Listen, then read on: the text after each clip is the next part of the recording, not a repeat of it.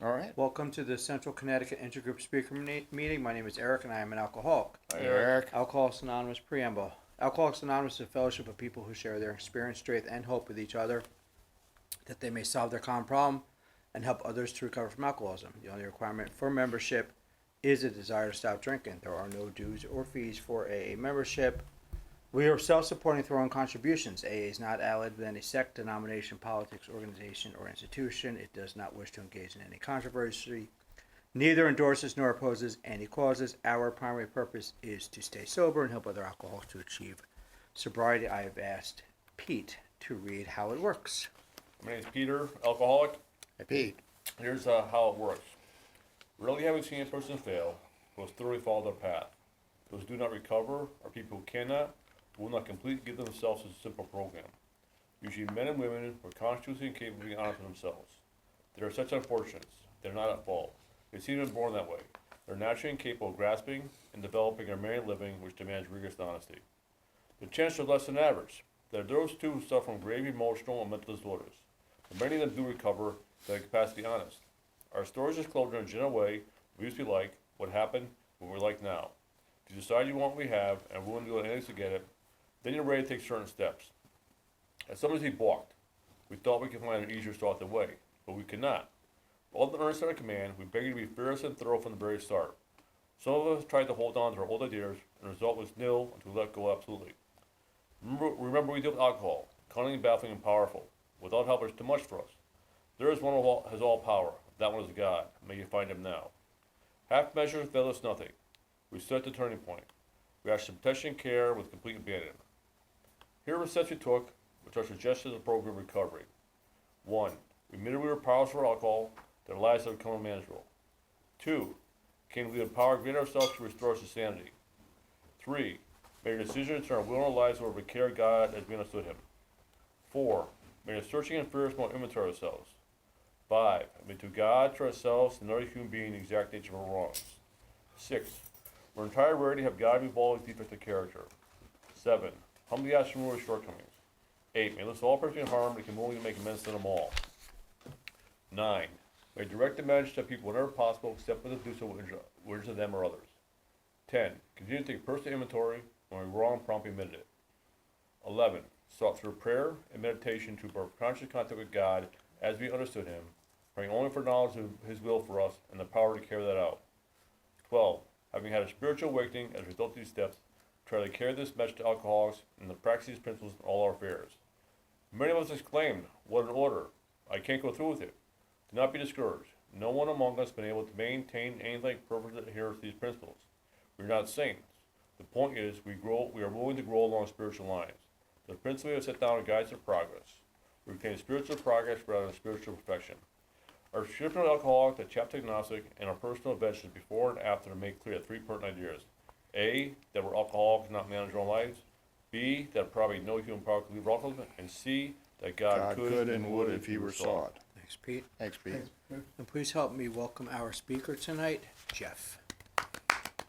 Oh, thank you, everyone. My name is Geoff B., and I am an alcoholic. Hi, Geoff. I live in Guilford, Connecticut.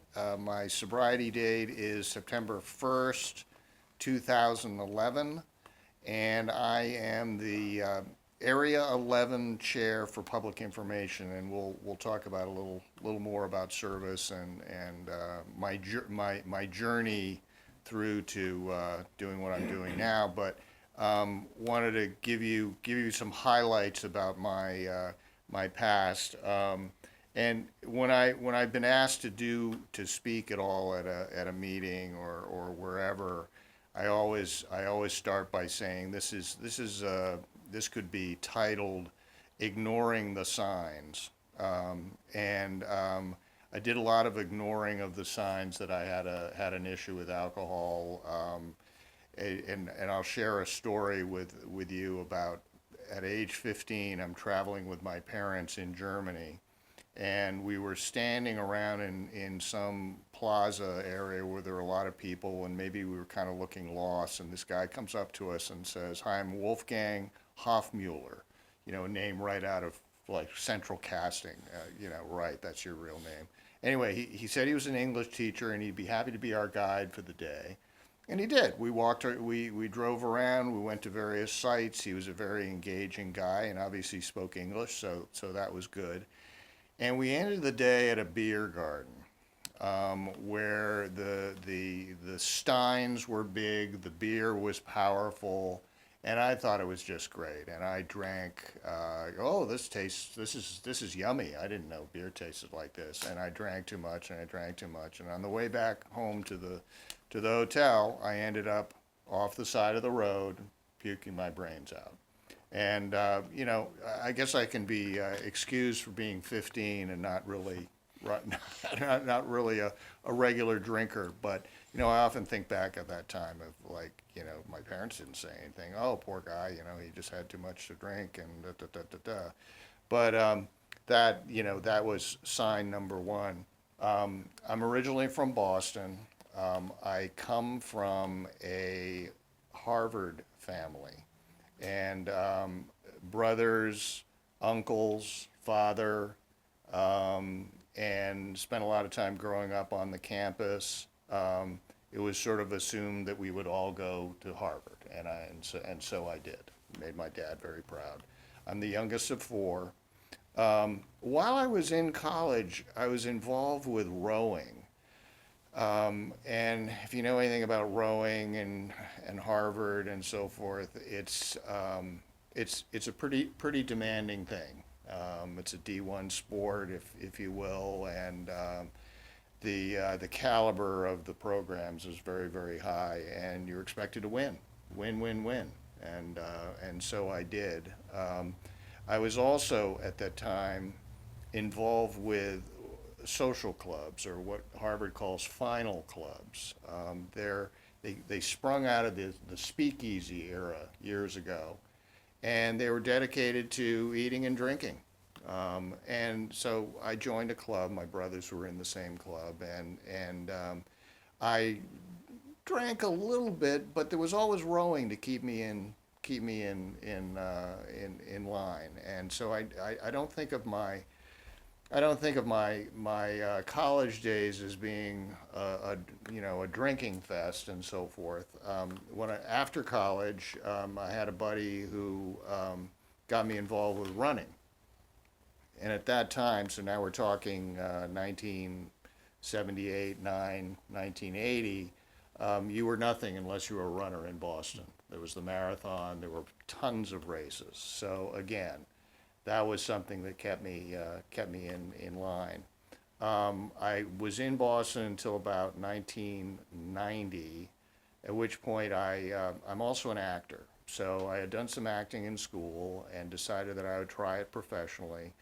And I tested the waters in Boston for a while, and then I moved to Los Angeles. And while I was out there, as they say, you got to have a day job. And I got into the recruiting world.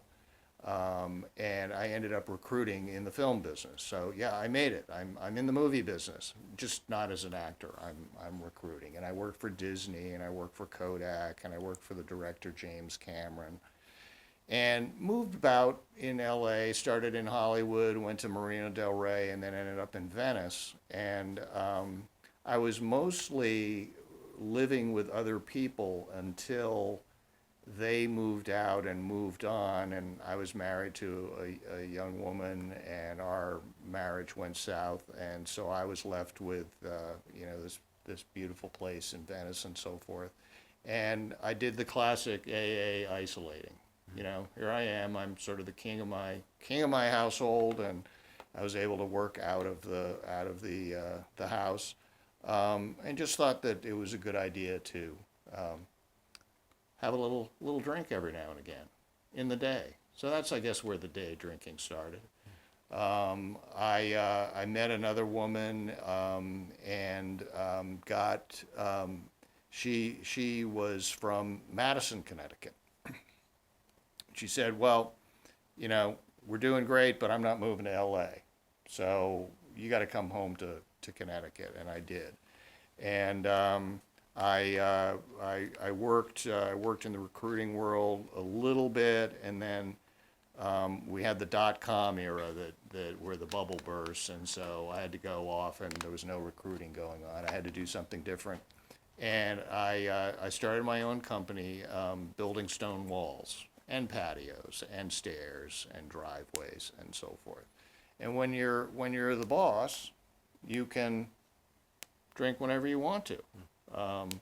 So somewhere along the line, I made a decision that it was a good idea to drink during the day, because I'm the man, and the man can't fire me because I'm the boss.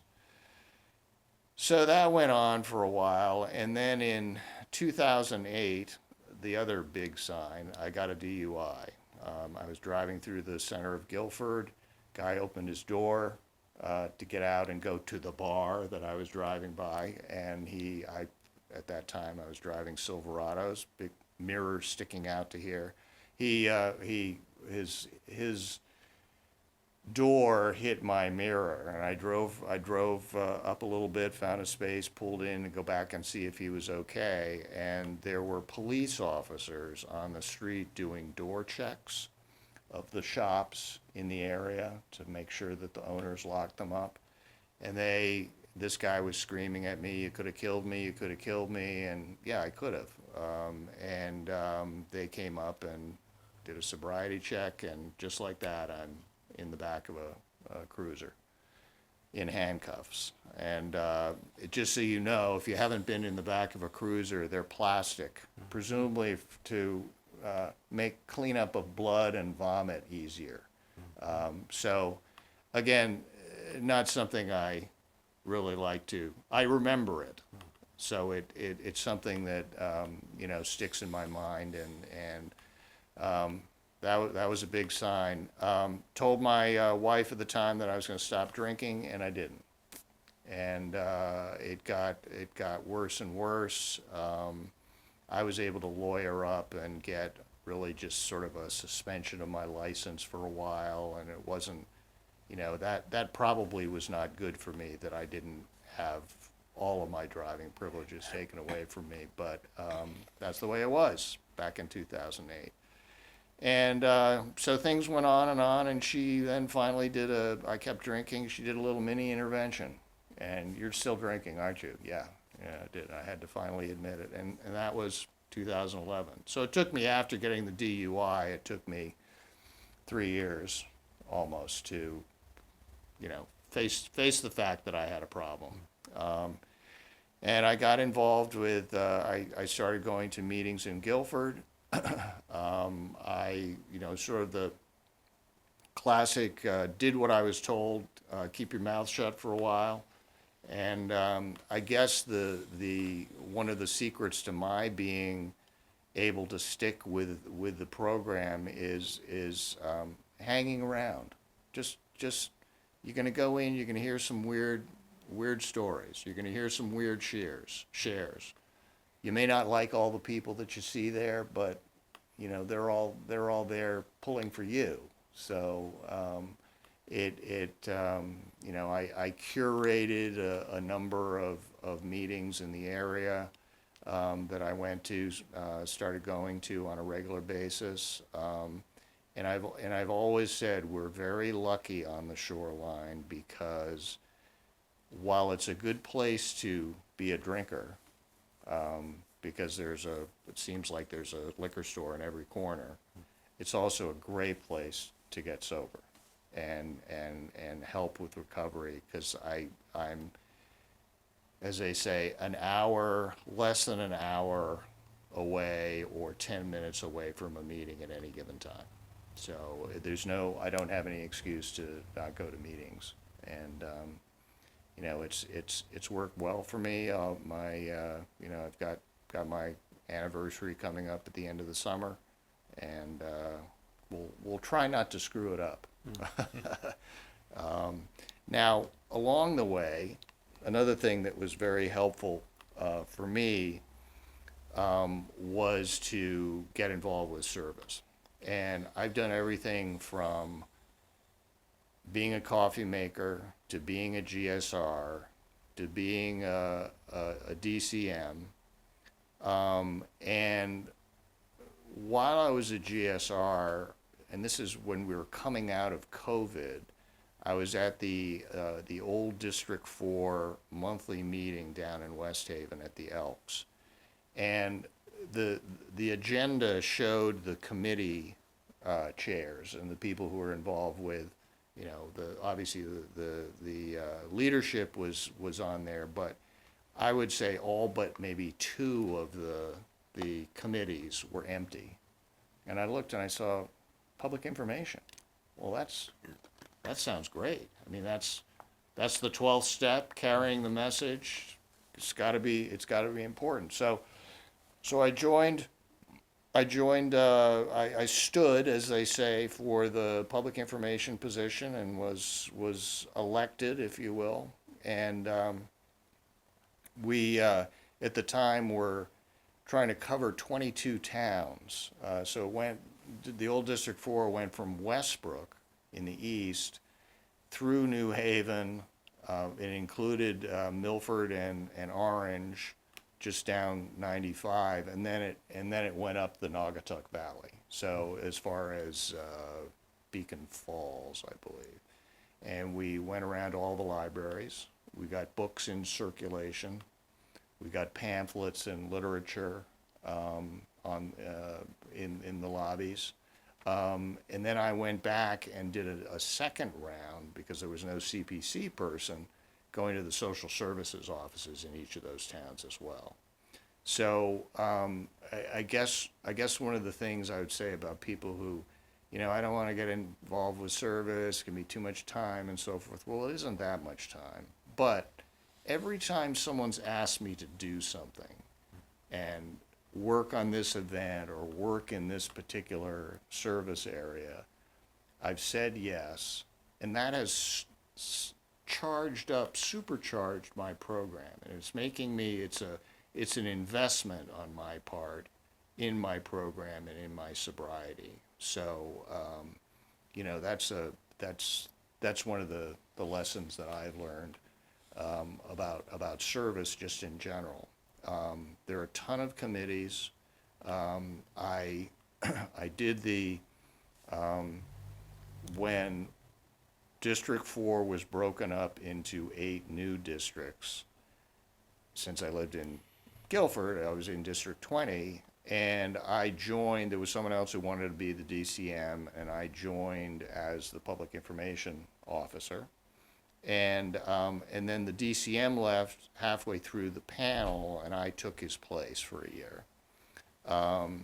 And along the way, I was going to the public information monthly meeting and offered to take over for my predecessor was Ted P., and who'd done a lot of great stuff and had some things in place. The focus is a little bit different for public information at the area level, because we're trying to reach a broader audience. And what's been done in the past has been a combination of well, certainly trying to get a committee together and in each of the districts and have boots on the ground, going to libraries, going to senior centers, going to town halls and whatnot. But also trying to broadcast the message statewide. For a while, it was billboards on the highways, and when I took over, I sort of asked the group, "What do you think of the billboards?" And pretty much all of us said, "They're too expensive, and you're gonna miss the message." First of all, if you're driving 70 miles an hour, maybe you're in a traffic jam, you stop and you can take down the 866 steps 12 number, but how often is that going to happen? And you're stuck in you're competing with all the injury lawyers, right? God bless them. They're, I'm sure, doing great work. But so we have transitioned to doing radio spots. So right now, as we're sitting here, we have a 30-second ad in English that goes out through oh, is it WROI? Anyway, it's an English station, sort of soft rock. And then we have a Spanish message on Bomba, as it's called. And this is through an organization called Full Power Radio. We also have a Spotify ad.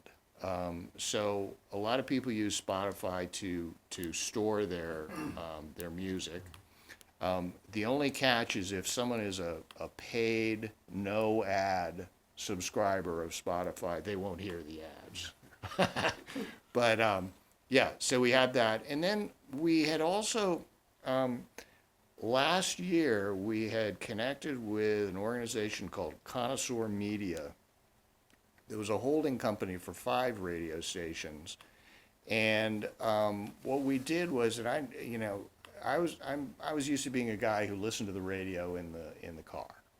Had a news station I listened to, and every now and again I'd listen to a little country and a little bit of top 40, this sort of thing. And what I didn't understand is a lot of people like to listen to the radio from their computer. So if they're at work, churning away at whatever they're doing, or they're at home and maybe they're doing housework or cooking, they can put the radio on by clicking listen on the website of a particular station. And so we asked them to carve up the little poster that we have, and have ads on the website that rotate through. So if someone is sitting there at their desk, they'll see an AA ad come up. And I reached out to them this spring, and my rep said, "Oh, I got something much better than that. We've got something that's called programmatic advertising." And it's a little above me as far as the technology and so forth, but it collects information about behaviors, income, location, and so forth statewide, and delivers a message to people's phones. There's a little bit of what's called it's called geofencing, where if someone enters a particular area and then next time they're on their phone on social media, they will see an AA ad. So they guaranteed a certain number of views each month. And so we're trying that, and I'm actually having a recap meeting with them tomorrow. But so it's sort of trying to do a bunch of different things that will get the message out on a broader. They've I think the population of Connecticut is 3.5 million. And apparently this program will reach 1.5 million people, so about half of the population.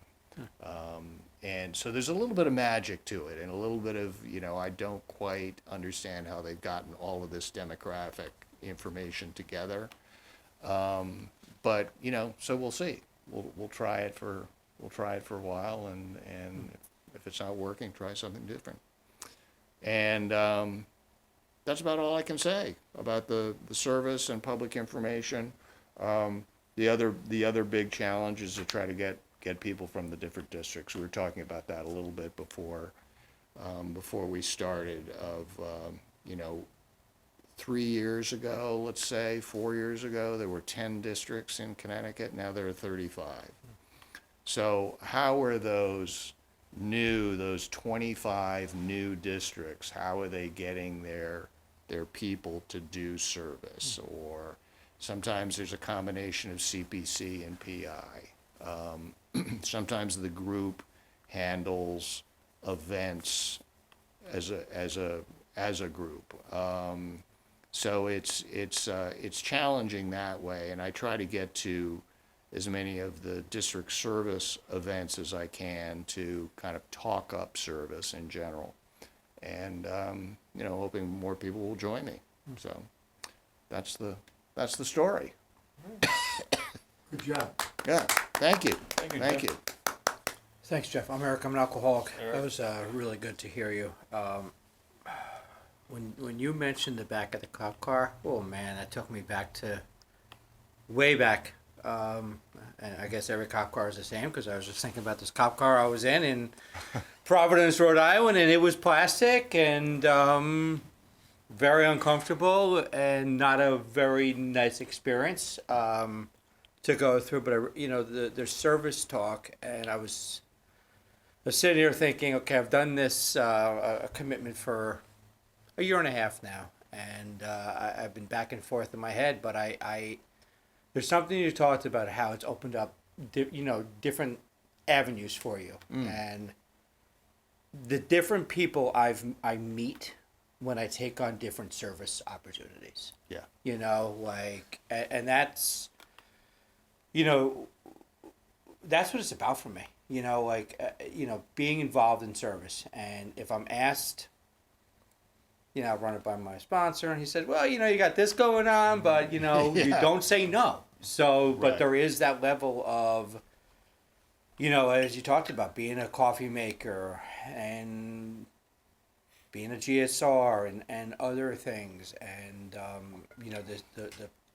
the public information, and it's fascinating to me, all the different components, and, what's available out there.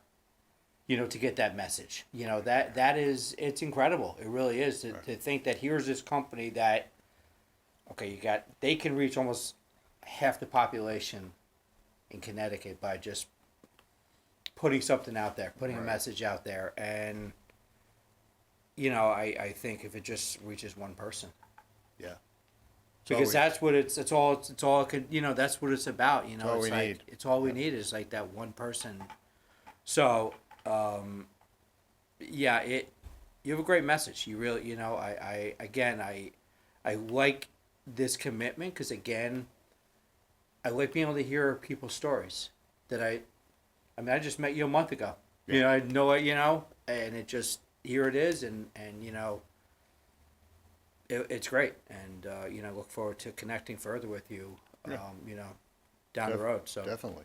we got some time. Thanks, sir. Copy alcoholic. Hey, copy. Thank you, Jeff. Yeah. I go back to when I was in the police car. They had cloth seats. That's how long ago. And, I don't remember much about it because I was drunk. But I a similar interest. I had done some acting when I was just coming out of college, and but I was it was a whole different bag of tricks back then. And one of the funny lines, and I don't even know where it shows up. It says, imagine you're an actor and you can't remember a single line of your part, and I've been there, I remember acting and being there, just like hamina kind of. Yeah. But I never, I didn't get it. I didn't get the here, and it was in the '80s, and I was lucky that I had it. It was a simple thing. But service was one of the first things that kept me responsible. I just felt that newly sober, had a home group. They were looking for an alternate GSR. Didn't know what it was. It had only been around 6 months. He said, "You can do it." I said, "Okay." And then a year goes by. Not even a year goes by. The GSR moves to Florida on the GSR. Yeah. Hello. Perfect. 2 years of that. Yeah. And then they said, "We need a DCM." 2 more years of that. I'm 5 years sober. I didn't even know. And that was how it hit me. I was just like, I showed up. I said, "This is good for me. I know what I'm doing now." And it was just a simple. Now I got involved in intergroup, and I'm trying to put out simple little tear-off flyers wherever I can. And if one person is able to pull one down and say, "You know what, I'll give these guys a shot," and he gets it, I just hope, And I know that it happens. I'm not going to be around when they do it, but I just know that's how it works, So I keep on putting them out there on a regular basis. It's a service commitment for me, and I've always had one. Simple stuff like you talk great. about. Yeah. I can do those things. I'm not involved in a lot of the complexities. 10 minutes. I'm sorry. 10 seconds. 10 seconds, well, I'm done. Thank you. Sorry about I that. just want to thank Jeff again for coming out and you guys for joining us. Thank you for having And me. we'll end I with appreciate the it. responsibility statement. I am responsible. When When anyone, anywhere reaches out for help, I I want their hand to be always be there, but I am For that, responsible. I am responsible. All right. wow. You know, Alright. that last